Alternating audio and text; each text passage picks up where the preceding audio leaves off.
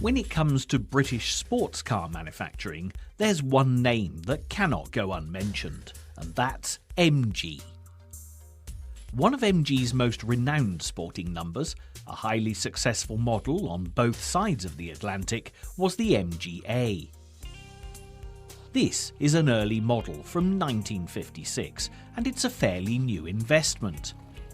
The collector previously owned another of MG's classic creations, an MG TD Midget, but swapped it a year ago for this much-loved all-time classic. Featuring a 1500cc engine, this superb example usually takes to the road at least once a week, and has undergone a slight refurbishment project to get it into tip-top shape. The sleek MG-A series first appeared in 1955, however it was many years before this time that the company had made its initial impact on the motoring scene. Cecil Kimber, the founder of MG, developed a passion for motor vehicles at an early age and was destined to make his own contribution to the industry. Racing motorbikes, becoming assistant to the chief engineer at Sheffield Simplex, then moving on to AC Cars, Kimber went through a series of jobs before working for William Morris. During his time working at the Morris garages, Kimber produced the first MG model. Although there was very little to distinguish the Morris and MG cars apart at first, Kimber soon developed a sporting edge that would go on to grab global recognition.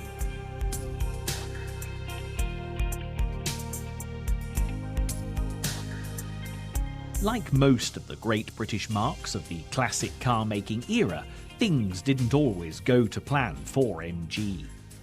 War, financial worries, and business disagreements all played their part. Nevertheless, MG produced some excellent models, finding a particular niche in producing neat little two-seater sports cars. It was with the advent of the MG-A that the company stepped into a new and very modern era of styling. Post-war MG cars had previously looked like restyled pre-war models, but with the masterful designs of Sidney Eniver, this was all about to change. Doing away with its previous square-shaped looks, a more curvaceous and lower-sitting body was created.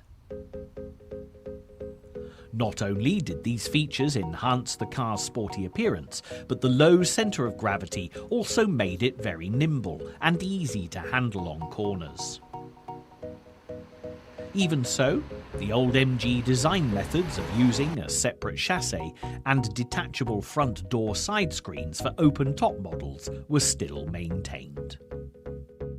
In fact, the public had already been given an indication of what MG were planning 4 years before the MG-A actually arrived, when George Phillips had driven a rebodied TD Midget in the 1951 Le Mans race.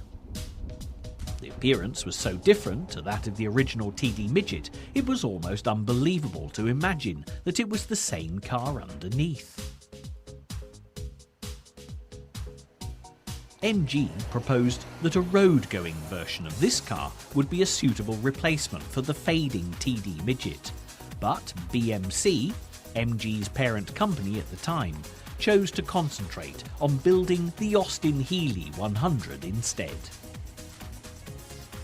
The TF Midget went on to replace the TD, although it soon became apparent that this wasn't enough to impress the public, hence the MG-A was released. The model's new and fresh style was very well received, and a coupe version, which became standard in 1956, was available throughout the MG-A's production. The coupe carried off the good looks of the open top perfectly, even mimicking its soft top profile. The MG-A's exquisite appearance was equally matched by its performance, taking its engine from the new BMC B series with a cubic capacity of nearly 1500 cc's. A top speed of 98 miles per hour was achievable. However, this was soon improved upon with the advent of the MGA twin cam in 1958. With 108 brake horsepower and a 1.6-litre engine, the new MGA variant could reach 113 miles per hour. As the performance statistics suggest, the twin cam wasn't designed to be an everyday runaround and was essentially aimed for competition use. Other mechanical refinements included four-wheel disc brakes, uprated suspension, and special centre-locking steel disc wheels. In theory, the twin cam should have been a bestseller. However, an expensive price tag, along with a reputation for unreliability, meant that the plan to make 2,500 of these models was not followed through.